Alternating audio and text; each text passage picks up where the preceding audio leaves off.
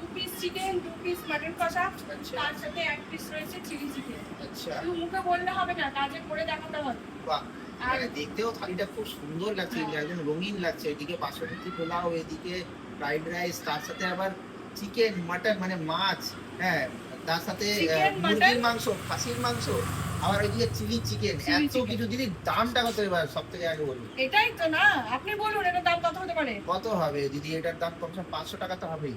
এই থালিটা আপনি ঠিকই বলেছেন, 500 টাকা অন্যান্য জায়গায়। একদম। মুনমুনদের হোটেলে এলে এই থালিটা পাবেন মাত্র 200 টাকায়। কি বলছেন? মাত্র 200 টাকায়। আরে দেখুন, সাবাস। 2 পিস মাটন দিয়ে 1 প্লেট রাইসের দামই নিয়ে নেয় মানুষ 200 টাকা। একদম একদম। সেক্ষেত্রে আমি দেখুন 1 প্লেট রাইস দিয়েছি হাফ হাফ কোয়ান্টিটি, রকম মিলিয়ে। আচ্ছা। তার সাথে 2 পিস মাটন দিয়েছি, 2 পিস চিকেন কারি, আর 1 পিস রয়েছে চিলি চিকেন। ও মানে এত কিছু, মানে এদিকে চিকেন, এইদিকে মাটন, আর এইদিকে হচ্ছে ডায়লগ চিলি শুধু চিকেন। মুখে বললে হবে না, ডায়লগ একদম। কাজে করে দেখাতে হবে। শীত গ্রীষ্ম বর্ষা অলওয়েজ মুনমুনই ভরসা। মুনমুনতেই ভরসা। ও দারুণ, ঠিক আছে? দারুণ। তাই এই খাবার খেতে হলে কোথায় আসতে হবে আপনারাই বলুন একদম। কমেন্টে। বর্ধমান কোথায়? বাকিটা জানান আপনারা কমেন্টে। হ্যাঁ, কমেন্টে জানান। দর্শক বন্ধুরা আমাকে কতটা চিনলো আর আপনার টেস্টটাকে কতটা ফলো করে, তাহলেই বোঝা যাবে। একদম, চলুন।